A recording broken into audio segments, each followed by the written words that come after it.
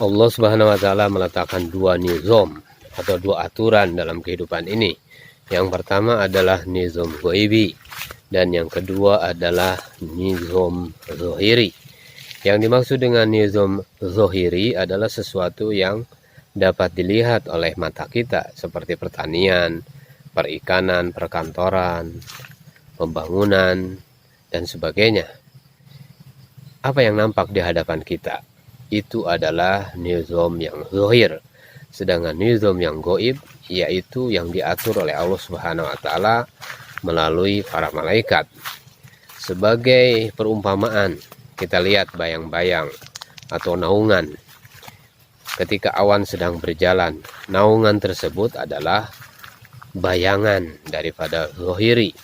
Sedangkan yang gaibi adalah awan itu sendiri.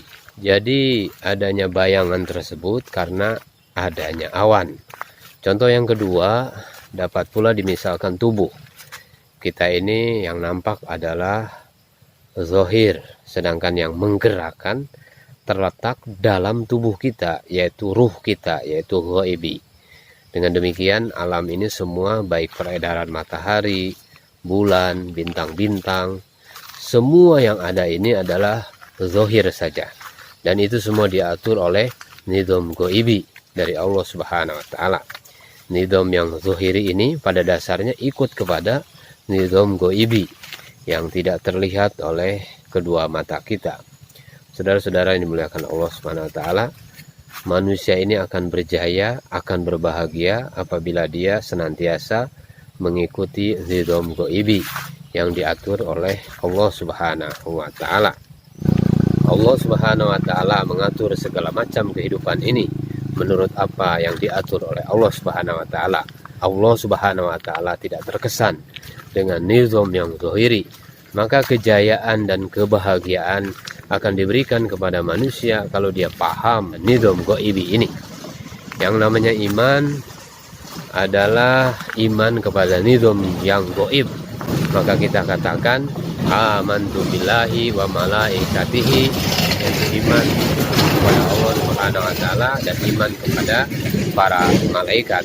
Nah, ini adalah dalam lafaz. Inilah yang dimaksud dengan iman kepada yang gaib, yaitu Allah Subhanahu wa taala. Tidak terlihat oleh mata kita. Begitu pula para malaikat.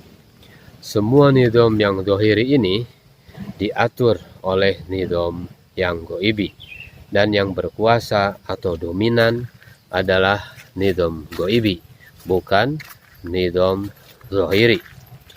Saudara-saudara sekalian yang dimuliakan Allah Subhanahu wa taala, di waktu pagi ini kita bermudzakarah bagaimana kita memahami perkara ini supaya kita tidak tersesat, supaya kita datangkan sifat yakin kepada perkara yang gaib.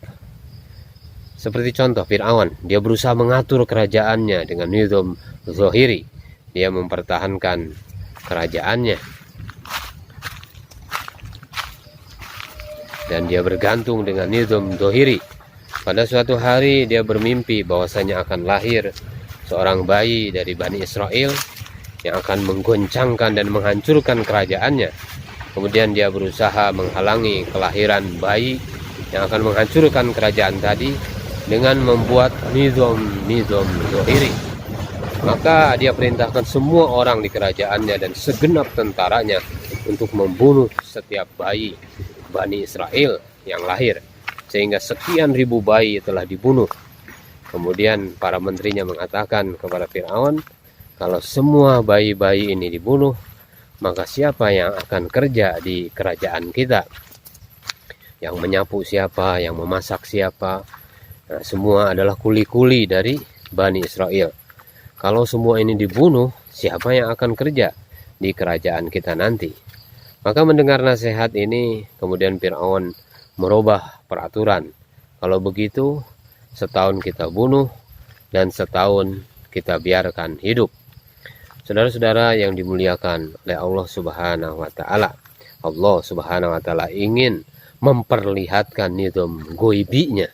Maka Allah Subhanahu wa taala wujudkan Harun alaihissalam, kemudian lahir pada tahun yang tidak ada pembunuhan.